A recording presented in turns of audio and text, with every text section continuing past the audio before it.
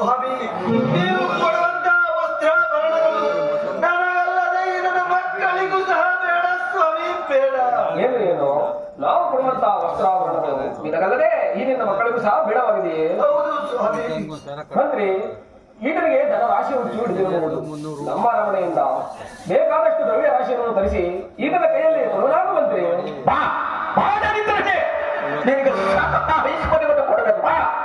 ಸ್ವಾಮಿ, ನೀವು ಕೊಡುವಂತ ಐಶ್ವರ್ಯವು ನನ್ನದಲ್ಲದೆ ನನ್ನ ಮಕ್ಕಳಿಗೂ ಸಹ ಬೇಡ ಸ್ವಾಮಿ, ಬೇಡ. ಅದನ್ನು ಬಚ್ಚಿಟ್ಟುಕೊಳ್ಳುವಷ್ಟು ಸ್ಥಳವೂ ನನ್ನಲ್ಲಿ ಗತಿಯಿಲ್ಲ ಸ್ವಾಮಿ. ಏನು ನಾವು ಕೊಡುವಂತಹ ದ್ರವ್ಯ ರಾಶಿಯನ್ನು ಬಚ್ಚಿಟ್ಟುಕೊಳ್ಳಲು ನಿನ್ನಲ್ಲಿ ಸ್ಥಳವೂ ಸಾಗುತ್ತಿದೆ? ಇಲ್ಲ ಸ್ವಾಮಿ. ಮಂತ್ರಿ, ಅರಮನೆಯ ಭಾಗದಲ್ಲಿ ಒಂದು ದೊಡ್ಡದಾದ ಅರಮನೆಯನ್ನು ಕಟ್ಟಿಸಿಬಿಡು. ಅದರಲ್ಲಿ ನಾವು ಕೊಡುವಂತಹ ದ್ರವ್ಯ ರಾಶಿಯನ್ನು ಬಚ್ಚಿಟ್ಟುಕೊಂಡು ಇದನ್ನು ಮಕ್ಕಳು ಸಾಯುವವರೆಗೂ ಜೀವನವನ್ನು ಮಾಡಲಿ. ಸ್ವಾಮಿ, ನೀವು ಕಟ್ಟಿಸಿಕೊಡುವಂತಹ ಮನೆಯು ನನಗಲ್ಲದೆ ನನ್ನ ಮಕ್ಕಳಿಗೂ ಸಹ ಬೇಡ ಸ್ವಾಮಿ, ಬೇಡ.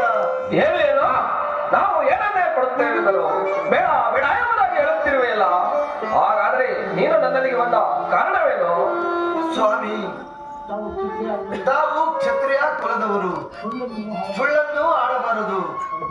ಅದರಂತೆ ನನಗೆ